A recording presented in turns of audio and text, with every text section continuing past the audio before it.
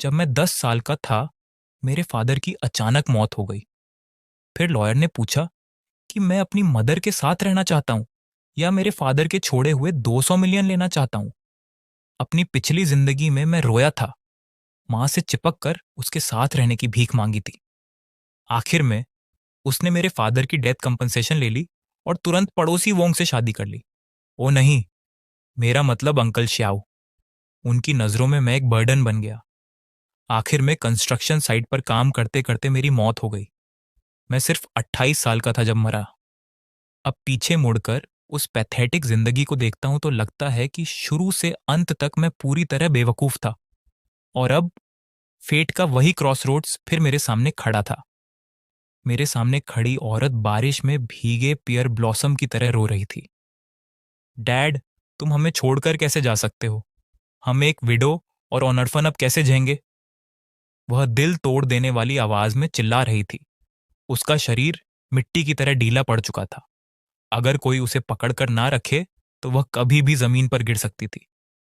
पिछली जिंदगी में मैं उसके इस एक्ट से धोखा खा गया था। मुझे लगा था कि वह सच में दुख से टूट चुकी है। मुझे लगा था कि वह मेरे बिना जी नहीं सकती। इसीलिए मैं दौड़कर उसके पैरों से लिपट गया था और रोते हुए कहा था कि मुझे उसके साथ रहना है। और उसके बाद क्या हुआ? उसने मेरे फादर की जान की कीमत पर मिली कंपनसेशन ले ली। सिर्फ 3 मंथ्स के अंदर उसने खुशी खुशी दूसरी शादी कर ली, उसी आदमी से जिसे वह हमेशा अंकल श्याऊ कहती थी और जो सपोजिडली हमारी मदद करता था। मेरे फादर की राख भी पूरी तरह ठंडी नहीं हुई थी और वह आदमी हमारे घर में आकर रहने लगा। वह उसी बेड पर सोया जहां कभी मेरे फादर सोते थे और मैं उस घर में एक्स्ट्रा अनवांटेड प्रेजेंस बन गया। एक ऐसा बर्डन जिसे वे अपने आसपास नहीं चाहते थे। श्याओ चोंग का एक बेटा था जो मुझसे 2 साल बड़ा था। उसे खुश करने के लिए वह मुझे कांटे की तरह ट्रीट करता था। लियो मुझे बिना दया के मारता और डांटता था। मेरे फादर का छोड़ा हुआ पैसा उनके फैमिली के खाने पीने और मौज करने का कैपिटल बन गया। वही पैसा मेरे स्टेप ब्रदर के लिए गर्ल्स को इम्प्रेस करने और दिखावा करने का टूल बन गया और मुझे ट्यूशन भरने के लिए स्क्रैप्स इकट्ठा करने पड़ते थे। हाई स्कूल खत्म होने से पहले ही मुझे काम पर भेज दिया गया। वे इसे जल्दी इंडिपेंडेंट बनाना कहते थे। मैंने पूरे 10 साल कंस्ट्रक्शन साइट्स पर ब्रिक्स उठाई। आखिरकार ओवरवर्क की वजह से मैं गिर पड़ा। मेरा शरीर जलते हुए स्टील बार्स के ढेर पर गिरा और फिर मैं कभी नहीं उठा। लेकिन अब मैं वापस आ चुका हूं। लीलन मेरा हाथ पकड़कर कहती है, डरो मत शियांग, अब से मॉम तुम्हारा अच्छे से ख्याल रखेगी। उसने मुझे गले लगाया। उसके आंसू और नाक का पानी मेरे चेहरे पर फैल गया, लेकिन उसकी आंखों की गहराई में कुछ छिपा हुआ था। एक मुश्किल से दिखने वाली ग्रीड और अर्जेंसी। ये देखकर मैंने पिछली जिंदगी की तरह रोना चिल्लाना शुरू नहीं किया। मैं बस ठंडी आंखों से उसका परफॉर्मेंस देखता रहा। तभी मेरे फादर का पुराना दोस्त और लॉयर अंकल जाऊं आगे आया। लॉयर जाऊ ने आह भरी और मेरे शोल्डर पर हाथ रखा। फिर उसने अपने ब्रीफकेस से एक डॉक्यूमेंट निकाला। उसने भारी आवाज में कहा, लीलन शनिंग, ये निंगू की विल है जो उसने मरने से पहले बनाई थी। निंगू ने हर पॉसिबिलिटी के बारे में सोचा था। उसके पास टोटल 200 मिलियन की एसेट्स हैं, सब नोटराइज्ड हैं। अब दो चॉइसेस हैं। पहली, अगर शियानिंग तुम्हारे साथ रहता है तो ये पैसा कंपनसेशन और चाइल्ड सपोर्ट के रूप में तुम्हारे कंट्रोल में रहेगा जब तक शनिंग एडल्ट नहीं हो जाता। ये सुनते ही लीलन की ब्रीदिंग तेज हो गई। उसकी आंखों में डरावनी चमक आ गई। वह विल को घूरने लगी। दूसरी, अगर शियानिंग तुम्हारे साथ नहीं रहना चाहता तो यह पैसा एक ट्रस्ट फंड में ट्रांसफर होगा जिसे मैं मैनेज करूंगा। शियानिंग को उस पर पूरा कंट्रोल मिलेगा और तुम्हें एक भी पैसा नहीं मिलेगा। पूरा माहौल अचानक जम गया। सबकी नजरें मुझ पर टिक गईं, एक 10 साल के बच्चे पर। लीलन का शरीर स्टिफ हो गया। वह डिसबिलीफ में लॉयर जाओ को देखने लगी। फिर उसने तुरंत हार्ट ब्रोकन एक्सप्रेशन बनाया और मुझे कसकर गले लगा लिया। लॉयर, आप ऐसी बात कैसे कर सकते हैं? मैं अपने बेटे को कैसे छोड़ सकती हूँ? शनिंग ही मेरी पूरी जिंदगी है। वह जोर जोर से रोई, लेकिन उसी समय उसने मेरी आर्म जोर से पिंच की। मेरे कान के पास झुककर उसने जहरीली आवाज में फुसफुसाया, नहीं, अगर एक गलत वर्ड बोला ना तो तुझे मार डालूंगी। तू मेरा बेटा है, तेरा पैसा मेरा पैसा है। पिछली जिंदगी में उसके यह वर्ड सुनकर मैं डर से कांप गया था। जब उसने कहा था, मॉम, तुम्हारे बिना नहीं जी सकती। तब मैं इमोशनल भी हो गया था, लेकिन अब मुझे सिर्फ घिन और नफरत महसूस हो रही थी। मैं उसकी उंगलियों का कांपना महसूस कर सकता था। वह ग्रीफ की वजह से नहीं कांप रही थी, वह एक्साइटमेंट और नर्वसनेस थी। 200 मिलियन। उसने अपनी पूरी जिंदगी में इतना पैसा कभी नहीं देखा था। वह अभी से उस फ्यूचर की फैंटेसी देख रही थी जो उसे यह पैसा मिलने के बाद मिलने वाला था। मैं धीरे धीरे उसकी घुटन भरी पकड़ से खुद को छुड़ाने लगा। उससे अलग होने के बाद मैंने सिर उठाया। लॉयर जाऊ की सख्त नजरों से आंख मिलाकर मैंने साफ और धीरे धीरे कहा, अंकल जाऊं, मैं दूसरा ऑप्शन चुनता हूं। मैं 200 मिलियन चुनता हूं। पूरा फ्यूनरल हॉल एकदम साइलेंट हो गया। इतनी खामोशी कि अगर सुई भी गिरती तो उसकी आवाज सुनाई देती। सब लोग जैसे फ्रीज हो गए। सब शौक में मुझे घूर रहे थे। लीलन के चेहरे का दुखी एक्सप्रेशन तुरंत जम गया, फिर धीरे धीरे टूटने लगा और आखिर में शॉक और डिसबिलीफ में बदल गया। निंग, तुमने क्या कहा? उसकी आवाज इतनी तेज थी कि कान फट जाए। मैंने शांत आवाज में फिर दोहराया, मुझे तुम नहीं चाहिए, मुझे पैसा चाहिए। लीलन पागलों की तरह चिल्लाई, क्या तुम पागल हो गए हो? बदतमीज बेटे, मैं तुम्हारी मां हूं। वह हिस्ट्रिकल औरत की तरह मेरी तरफ झपटी और मुझे थप्पड़ मारने के लिए हाथ उठाया, लेकिन किसी ने उसकी रिस्ट पकड़ ली। उसे रोकने वाला लॉयर जाऊ था। उसका चेहरा आयरन ग्रे हो चुका था। उसने सख्त आवाज में कहा, लीलन, शांत हो जाओ। ये ब्रदर निंग की मेमोरियल के सामने है और ये शिया का अपना चॉइस है। लीलन, चीख ही इतना छोटा बच्चा क्या समझता है? जरूर तुमने इसे बहकाया है। लॉयर जाऊ ने डिस्गस्ट के साथ उसका हाथ झटक दिया और कहा, मैं फिर कह रहा हूं, ये ब्रदर निंग की विल है। इसका लीगल इफेक्ट है। अब जब शियानिंग ने अपना फैसला कर लिया है, मैं तुरंत प्रोसीजर शुरू करूंगा। आज से तुम उसकी लीगल गार्डियन नहीं रही। लीलन पूरी तरह स्टन रह गई। उसने मुझे देखा। उसकी आंखों में हेट्रेड और अनविलिंगनेस भरी हुई थी, जैसे मैं उसका दुश्मन हूं। शायद वह समझ नहीं पा रही थी कि उसका हमेशा डरपोक और ओबीडियंट बेटा अचानक इतना कोल्ड और स्ट्रेंज कैसे हो गया। लेकिन अब मुझे उसकी परवाह नहीं थी। मैं लॉयर के पास गया, उसकी क्लोथ्स का किनारा पकड़ा और पूछा, अंकल जाऊ, क्या डैड पहले से सब जानते थे? लॉयर जाऊ का शरीर हल्का सा कांपा। वह नीचे झुका और लंबे समय तक मेरी आंखों में देखता रहा। काफी देर बाद उसने दर्द भरी आवाज में सिर हिलाया और कहा, तुम्हारे फादर बहुत स्मार्ट आदमी थे। वह तुमसे बहुत प्यार करते थे। यह सुनते ही मेरी आंखें लाल हो गईं। हाँ, मेरे डैड बहुत स्मार्ट थे। वह लीलन की फिकलनेस कैसे नहीं समझते, लेकिन उन्होंने सब साइलेंटली सहा ताकि मुझे एक कंप्लीट फैमिली मिल सके। जब उन्हें टर्मिनल इलनेस का पता चला और समय कम बचा, तभी उन्होंने मेरे लिए यह एस्केप रूट तैयार किया। पिछली जिंदगी में मैं कितना बेवकूफ था। मैंने खुद अपने फादर के आखिरी प्यार को बर्बाद कर दिया था, लेकिन इस जिंदगी में मैं वही गलती दोबारा नहीं करूंगा। मैंने 200 मिलियन चुना। आखिर में रिलेटिव्स लीलन को वहां से घसीट कर ले गए। जाते समय उसकी आंखों में जो पॉइजनस हेट्रेड थी, मैंने उसे अपने दिल में हमेशा के लिए याद कर लिया। लेकिन मुझे फर्क नहीं पड़ा।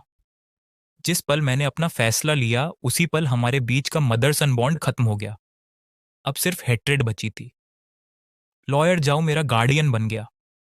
वह एक ऑनेस्ट एंड रिलायबल इंसान था। डैड के फ्यूनरल के बाद वह मुझे अपने घर ले गया। उसने मुझे एक लंबी इन्वेस्टमेंट लिस्ट दिखाई। उसने कहा, ये सब प्रोजेक्ट्स हैं जिन्हें तुम्हारे डैड और मैंने उनकी मौत से पहले रिसर्च किया था। लेकिन मैंने सीधे आखिरी पेज खोला। अंकल जाओ, पहले वाले सारे सेल कर दीजिए। वह चौंक गया। मेरी उंगली लिस्ट पर कुछ छोटे और अननोटिस्ड नेम्स पर जाकर रुकी। सारा पैसा इन कंपनीज में डाल दीजिए। लॉयर जाओ कंफ्यूज्ड होकर बोला, बाकी का क्या? ये कैसी कंपनीज है? मैंने इनके बारे में कभी नहीं सुना। शिया, इन्वेस्टिंग कोई मजाक नहीं है। मैंने उसकी आंखों में देखकर पूछा, अंकल जाऊं, क्या आप मेरे डैड पर ट्रस्ट करते हैं? वह एक पल के लिए चुप रह गया, फिर तुरंत बोला, ऑफ कोर्स करता हूं। मैंने धीरे से कहा, तो इस बार मुझ पर भी भरोसा कीजिए। डैड ने मुझे यह सब ड्रीम में बताया था। मेरे पास यही वीक एक्सक्यूज थी, लेकिन लॉयर जाऊ मेरी आंखों में देखता रहा। वे आंखें किसी 10 साल के बच्चे जैसी नहीं थी। वे बहुत काम थी। पता नहीं क्यों, लेकिन उसने बिना ज्यादा सोचे सिर हिला दिया। उसे नहीं पता था कि जिन कुछ नेम्स पर मैंने उंगली रखी थी वे इसी साल पूरी दुनिया को हिला देंगे। वे दुनिया की सबसे बड़ी बिजनेस जॉइंट्स बनने वाली थीं और मैं उनके पीछे छिपा सबसे मिस्टीरियस शेयर होल्डर बनने वाला था। सारी तैयारियां करने के बाद मैं पूरी तरह रिलैक्स हो गया। मैंने अपनी जिंदगी के लिए एक बिल्कुल नया गोल तय किया। लाइफ लेट, हाँ, बस पड़े रहो। पिछली जिंदगी में मैंने खुद को काम करते करते मार डाला था। इस जिंदगी में मैं अंकल और आंटी की तरह जीना चाहता था। मैंने लॉयर जाऊं से कहा कि मेरे लिए सबसे अच्छा प्राइवेट स्कूल ढूंढे। पढ़ाई में मेहनत करने के लिए नहीं, बस अच्छे एनवायरनमेंट के लिए। और वहां के कैफेटेरिया का खाना बहुत स्वादिष्ट था। मैंने वर्कआउट करना शुरू किया, किसी और वजह से नहीं, बस ताकि बाद में मेरे एट पैक एब्स और एक वी लाइन हो। मुझ पर कपड़े अच्छे लगे। मैंने चाइना की 8 मेजर क्वजीन्स पढ़ना शुरू किया। मैंने खुद अपनी अल्कोहल बनाना सीखा। बाद में मैंने ये काम लॉयर जाओ को सौंप दिया। उसने मेरे लिए एक प्रोफेशनल टीम तैयार की। उसका लीडर ओल्डव नाम का आदमी था, एक वॉल स्ट्रीट एलीट। मैंने उसे उसकी सैलरी से 3 गुना ज्यादा देकर अपने पास बुलाया। मेरे पास उसके लिए सिर्फ एक रिक्वायरमेंट थी। मुझे परेशान मत करो, अपने काम खुद संभालो। अगर संभाल नहीं सकते तो कंपनी को बैंकक्रप्ट होने दो। उस समय ओल्डव ने मुझे जिस नजर से देखा था, जैसे किसी अमीर परिवार के बिगड़े बेटे या किसी बेवकूफ लैंडलॉर्ड को देख रहा हो। लेकिन फिर भी उसने ईमानदारी से मेरे ऑन ऑर्डर्स पूरे किए और इस तरह मेरी जिंदगी बॉस जैसी बन गई। बॉस चीयर कंपनी का स्टॉक प्राइस फिर से 3 गुना हो गया। हमने 5 बिलियन कमा लिए। समझ गया। जब मैं Buddha jumps over the wall पर रिसर्च कर रहा हूं, तब मुझे डिस्टर्ब मत करो। बॉस एली कंपनी जल्द ही पब्लिक होने वाली है। हमारे ओरिजिनल शेयर्स की वैल्यू 100 बिलियन से ज्यादा होने की उम्मीद है। समझ गया। मैंने जो नई राइस वाइन बनाई है उसका टेस्ट करके बताऊं। बॉस, पिछली बार आपने जो जमीन कैजुअली खरीदी थी, सरकार उसे नए डिस्ट्रिक्ट का सेंट्रल बिजनेस डिस्ट्रिक्ट बनाने वाली है। उसकी कीमत 100 गुना बढ़ चुकी है। ओल्ड, वो धीरे धीरे मेरी लेड बैक हालत का आदी हो गया।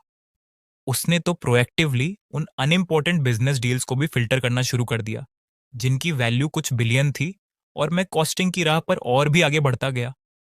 मेरे नाम के नीचे की वेल्थ स्नोबॉल की तरह तेजी से बढ़ती गई। लेकिन नंबर्स मेरे लिए शून्य हो चुके थे। मुझे सिर्फ इस बात की परवाह थी कि खुद को और ज्यादा कंफर्टेबल कैसे बनाऊं। मैं टॉप बिलियनियर सर्कल्स के बीच एक मिस्टीरियस लेजेंड बन गया। कोई नहीं जानता था कि मैं कौन हूं। लोग सिर्फ इतना जानते थे कि एक मिस्टीरियस मिस्टर निंग है जिसकी दौलत किसी देश के बराबर है, लेकिन जो शायद ही कभी दिखाई देता है। बिल्कुल ऐसे ड्रैगन की तरह जो सिर दिखाता है लेकिन पूंछ नहीं। फिर मैं 18 साल का हुआ और एक औरत प्रकट हुई जिसने मेरी शांत कॉस्टिंग लाइफ को तोड़ दिया। श्याओ वनचिन मेरी फॉर्मर फियोन्सी थी। श्या वनचिन और मेरी इंगेजमेंट मेरे ग्रैंडफादर द्वारा तय की गई चाइल्डहुड बिट्रोथल थी। मेरे पिता के गुजरने के बाद हमारा परिवार गिरावट में चला गया और फिर इस शादी की बात किसी ने नहीं उठाई। लेकिन किसी ने उम्मीद नहीं की थी कि मेरे पिता की छोड़ी हुई इनहेरिटेंस 10 साल बाद फर्मेंट होकर एक विशाल बिजनेस एम्पायर बन जाएगी। हालांकि मैंने जानबूझकर लो प्रोफाइल रखा था, फिर भी निंग फैमिली की वापसी ने श्याओ फैमिली का ध्यान खींच लिया। इसलिए मेरे 18वें बर्थडे पर ओल्ड मास्टर श्याओ अपनी प्रेशियस ग्रैंड डॉटर को लेकर आया। वह लोग सालों पुराने मैरिज कॉन्ट्रैक्ट को पूरा करने के बहाने हमारे दरवाजे पर आए। पहली बार मैंने श्याओ वनचिन को लॉयर जाऊ के घर के लिविंग रूम में देखा। उसने एक टेस्टफुल व्हाइट स्कर्ट सूट पहन रखा था। उसके लंबे बाल बड़ी सावधानी से पीछे पिनअप थे। उसके चेहरे पर हल्का लेकिन डेलिकेट मेकअप था। खूबसूरत, हाँ, लेकिन बिल्कुल आइसबर्ग की तरह ऐसी ठंडक छोड़ती हुई जो दूसरों को दूरी बनाए रखने की वार्निंग देती हो। वह एक स्ट्रॉन्ग करियर वुमन की मिसाल थी जिसे अपने परिवार की हेयर बनने के लिए पाला गया था। रैशनल, पावरफुल और काम। कहा जाता था कि 20 साल की उम्र में उसने डबल डॉक्टरेट हासिल कर ली थी। 22 साल की उम्र में उसने फैमिली बिजनेस संभाल लिया। उसके तरीके इतने रूथलेस थे कि बिजनेस के सबसे चालाक ओल्ड फॉक्सेस भी उससे सावधान रहते थे। उसकी दुनिया में सिर्फ करियर, इंटरेस्ट्स और डाटा थे। वह इमोशंस को सबसे बेकार कमजोरी मानती थी। Please have a seat. वह मेरे सामने बैठ गई, अपने पैर क्रॉस करते हुए। उसकी नजर स्कैनर की तरह सिर से पांव तक मुझ पर घूमी, बिना किसी छिपे हुए कंटेम्प्ट और स्क्रूटनी के। उस समय मैं अभी जिम से वापस आया था। मैंने लूज ट्रैक सूट पहन रखा था और मेरे बाल अभी भी पसीने से गीले थे। मैं आलस से सोफा पर टिक गया, कैजुअली एक एप्पल उठाया और उसका बाइट लिया। मेरा एटीट्यूड साफ तौर पर उसे पसंद नहीं आया। उसने हल्के से भौहें सिकोड़ ली। मैंने सुना है कि हाई स्कूल ग्रेजुएशन के बाद तुमने पढ़ाई छोड़ दी। हम पढ़ाई बहुत टायरिंग होती है। तो अब क्या कर रहे हो? वर्कआउट, कुकिंग, वाइन ब्रूइंग और आराम से लेटने का सबसे कंफर्टेबल तरीका रिसर्च कर रहा हूं। मैंने ईमानदारी से जवाब दिया। यंग वुमन के मुंह का एक कोना मॉकिंग स्माइल में मुड़ गया। तो तुम बस एक निकम्मे प्लेबॉय हो? तुम ऐसा समझ सकती हो? मैंने बेपरवाही से कंधे उचका दिए। उसने ठंडी हंसी छोड़ी। उसकी आंखों में तिरस्कार और गहरा हो गया। निंग, चलो एक दूसरे से सीधी बात करते हैं। ये मैरिज अरेंजमेंट ग्रैंडपा का एक मजाक था। इसे सीरियसली लेने की जरूरत नहीं है। जो आदमी मुझसे श्याओ वंचिन से शादी करेगा, वह ऐसा स्ट्रांग पर्सन होना चाहिए जो मेरे साथ शोल्डर टू शोल्डर खड़ा हो सके, ना कि ऐसा निकम्मा जो सिर्फ खाना, पीना और मौज करना जानता हो। तो फिर मैं उम्मीद करती हूं कि तुम खुद जाकर मेरे ग्रैंडपा से बात करोगे और इस एंगेजमेंट को खत्म कर दोगे। उसने कमांडिंग टोन में कहा।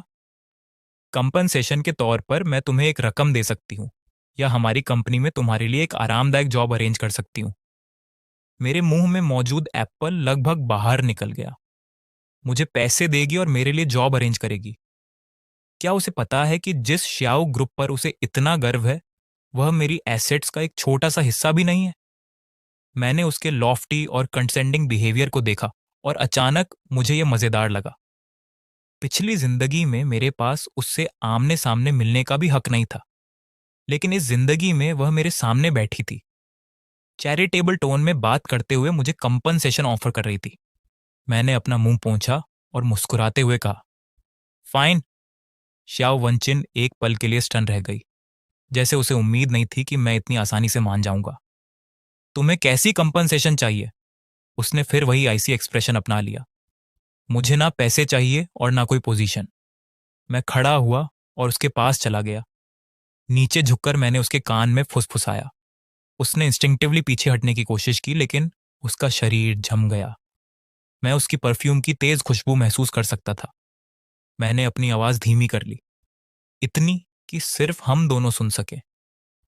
मैं चाहता हूं कि तुम खुद जाकर अपने ग्रैंडफादर से कहो कि तुम मेरे निंग के लायक नहीं हो। श्याओ वनचिन की प्यूपिल्स अचानक सिकुड़ गई। शायद अपनी पूरी जिंदगी में उसने कभी इतने एरोगेंट शब्द नहीं सुने थे। उसने मुझे धक्का देकर दूर किया और अचानक खड़ी हो गई। उसका खूबसूरत चेहरा गुस्से से लाल हो गया। निंग, एहसान फरामोश मत बनो। रिस्पेक्ट इंसान खुद कमाता है, दूसरे उसे देते नहीं है। मैं वापस सोफा पर बैठ गया और अपने पैर क्रॉस कर ली। मिस श्याओ, सबसे पहले मुझे नीचे तुमने ही देखा था, है ना? वह ऊपर से मुझे घूरती रही। तुम जैसे लोग अमीर परिवार में पैदा होने के अलावा और क्या कर सकते हो? पूरा दिन बेकार घूमना, खाना और मरने का इंतजार करना। तुम में और पैरासाइट में क्या फर्क है? फर्क यह है कि मैं ऐसा करके खुश हूं। मैंने अपने हाथ फैला दिए। मेरी जिंदगी में फैसले मैं खुद करता हूं, कुछ लोगों की तरह नहीं जो प्रिसीजन मशीन की तरह जीते हैं। यहां तक कि खुशी और गुस्से में भी गेन्स और लॉसेस कैलकुलेट करते रहते हैं। मेरी बात साफ तौर पर उसकी दुखती रग पर लगी थी। उसका चेहरा कुछ और फीका पड़ गया। उसने अपनी मुट्ठियां भींच ली। अलग रास्ते, कोई कॉमन गोल्स नहीं। मैं खुद एंगेजमेंट खत्म कर दूंगी। आज के बाद हम एक दूसरे के कुछ नहीं लगते। इतना कहने के बाद वह मुड़ी और बिना पीछे देखे चली गई। उसकी वह प्राउड फिगर बिल्कुल ऐसे थी जैसे कोई हारी हुई लेकिन झुकी ना हुई व्हाइट स्वान। लॉयर, जाओ स्टडी रूम से चिंतित चेहरे के साथ बाहर आए। क्या तुमने बहुत इंपल्सिव होकर काम नहीं किया? कैपिटल में श्याओ फैमिली का काफी इन्फ्लुएंस है। अंकल जाओ, चिंता मत कीजिए। एंगेजमेंट खत्म करने की बात उसी ने की थी। ऐसा नहीं है कि मैंने उसे भगा दिया। और फिर जो इंसान अपनी शादी तक डिसाइड नहीं कर सकता, वह ज्यादा कुछ हासिल नहीं कर पाएगा। मैंने उस दिशा की तरफ देखा जहां श्याओ वनचिन गायब हुई थी। मेरी आंखों में कोई लहर नहीं थी। पिछली जिंदगी में वह आसमान में टंगा हुआ चांद थी। मेरे पास उसकी तरफ देखने का भी हक नहीं था। लेकिन इस जिंदगी में मेरी नज़र में वह सिर्फ अपने फैमिली में फंसी हुई एक दयनीय इंसान है। मैं इस बात का इंतज़ार कर रहा हूं कि उसके चेहरे पर तब कैसा डेवस्टेटेड एक्सप्रेशन होगा। वह ज़रूर दिलचस्प होगा। एंगेजमेंट का यह तूफान जल्दी ही शांत हो गया। श्याओ वनचिन ने अपना वादा निभाया।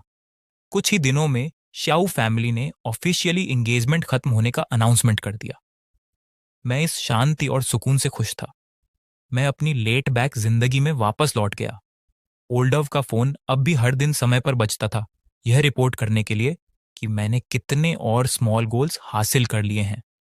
मेरी पर्सनल वेल्थ इतनी बढ़ चुकी थी कि अब मैं उसका हिसाब लगाने की भी परवाह नहीं करता था। लेकिन फिर भी मैं हर दिन कुछ दर्जन बग्स वाले ट्रैक सूट पहनता था और एक साधारण कंप्यूटर कार चलाकर जिम और वेजिटेबल मार्केट के बीच आता जाता रहता था। फिर एक दिन मेरी मुलाकात एक एंजल से हुई, एक ऐसी डेजर्ट शॉप के अंदर जो बंद होने वाली थी। वह शॉप पुराने शहर की गलियों के गहरे अंदर छिपी हुई थी। दुकान बहुत छोटी थी और एंटीक स्टाइल में सजाई गई थी। वहां कुछ लगभग खो चुकी ट्रेडिशनल चाइनीज डेजर्ट्स बेची जाती थी। मैं दरवाजे पर लगे हैंड कार्व्ड वुडन साइन की तरफ खींच गया। टुडे स्पेशल ऑसमेंट्स flour steamed glutinous rice flour cake. यह डेजर्ट ऐसी चीज थी जो मेरे डैड बचपन में मेरे लिए बनाया करते थे। मैंने दरवाजा खोला। विंड से एक साफ और मधुर आवाज निकली। एक लड़की लाइट चाइनीज चौक सैम पहने पीछे से बाहर आई। उसके लंबे बाल उसकी कमर तक पहुंच रहे थे। उसने कोई मेकअप नहीं किया था। उसके चेहरे पर हल्की सी चौंकी हुई कंफ्यूजन थी। जिस पल मैंने उसे देखा, मेरा दिल एक धड़कन छोड़ गया। यह एक बहुत अजीब एहसास था। वह श्याओ वनचिन जितनी स्टनिंगली ब्यूटीफुल नहीं थी, लेकिन वह एक साफ स्प्रिंग की तरह थी, प्योर और क्लीन। सिर्फ उसे देखकर ही लोगों को शांति महसूस होती थी। क्या आपके पास अभी भी ऑसमेंट्स शुगर स्टीम्ड चेस्टनट केक है? मैंने पूछा। मेरी आवाज थोड़ी भारी लग रही थी। लड़की एक पल के लिए स्टन रह गई। फिर उसने एक जेंटल स्माइल दिखाई, जैसे किसी झील पर स्प्रिंग ब्रीज गुजर रही हो और पानी में हल्की लहरें उठ रही हों। हाँ, है। कृपया बैठ जाइए, मैं अभी आपके लिए लेकर आती हूँ। उसकी आवाज भी बहुत प्लेजेंट थी, सॉफ्ट और स्वीट। मैं खिड़की के पास एक सीट पर जाकर बैठ गया। थोड़ी देर बाद वह एक प्लेट में डेलिकेट पेस्ट्रीज लेकर आई और मेरे सामने रख दी। चेस्टनट केक छोटे प्लम ब्लॉसम्स की शेप में बने हुए थे, जिनके ऊपर क्रिस्टल क्लियर ऑसमेंट्स शुगर लगी थी और उनसे टेम्पटिंग स्वीट फ्रेग्रेंस निकल रही थी। मैंने एक पीस उठाया और मुंह में रखा। यही टेस्ट है, बिल्कुल वैसा ही जैसा मेरे डैड बनाया करते थे। मेरे दिल की गहराई से एक गर्म एहसास उठा। मेरी आंखें सच में थोड़ी नम हो गईं। कैसा है? अच्छा है। लड़की मेरे सामने बैठ गई, अपने हाथों पर ठोड़ी टिकाकर मुझे ईगर एंटिसिपेशन के साथ देख रही थी। मैंने सिंसियरली कहा, इसका स्वाद बिल्कुल मेरे डैड जैसा है। सच में उसकी आंखें चमक उठी। इस डेजर्ट की रेसिपी मुझे मेरी ग्रैंडमदर से मिली थी। वह कहती थी कि आजकल बहुत कम लोग इसे बनाते हैं। तुम्हारी ग्रैंडमदर जरूर अमेजिंग इंसान रही होंगी। उसने गर्व से अपना छोटा सा सीना फुला लिया। या मेरा नाम शिंचू है। ये शॉप मेरी है। और आपका नाम? मेरा नाम निंगी है। हम पुराने दोस्तों की तरह बातें करने लगे। बातों बातों में मुझे पता चला कि वह एक लंबे कलिनरी ट्रेडिशन वाले परिवार से आती है। उसके एंसेस्टर्स इंपीरियल शेफ्स थे। वह बचपन से इन ट्रेडिशनल क्राफ्ट्स के बीच बड़ी हुई थी। उसे बड़ी कंपनीज की 9 to 5 जिंदगी पसंद नहीं थी। इसलिए उसने खुद ये छोटी सी शॉप खोली, सिर्फ इसलिए ताकि इन खूबसूरत फ्लेवर्स को आगे बढ़ा सके। उसकी वैल्यूज हैरान करने वाली हद तक मेरी जैसी थी। हम दोनों स्लो पेस लाइफ पसंद करते थे और ट्रेडिशनल कल्चर के लिए हमारे अंदर लगभग स्टबन पैशन था। उस दोपहर मैं उस छोटी डेजर्ट शॉप में बैठा उसके साथ बहुत देर तक बातें करता रहा। सनलाइट कर्टन से होकर उसके ऊपर गिर रही थी, उसे एक गोल्डन हेलो दे रही थी। मैं उसकी स्पार्कलिंग आईज को देखता रहा जब वह बोलती थी, और उस एडोरेबल स्माइल को जो अनजाने में उसके चेहरे पर आ जाती थी। मेरे दिल के किसी कोने में ऐसा लगा जैसे कुछ भर गया हो। मुझे अचानक महसूस हुआ कि मेरा दिल, जो रिबर्थ के बाद कठोर हो गया था, अब फिर से पिघलने लगा था। पार्ट 2 देखने के लिए लाइक और सब्सक्राइब करें।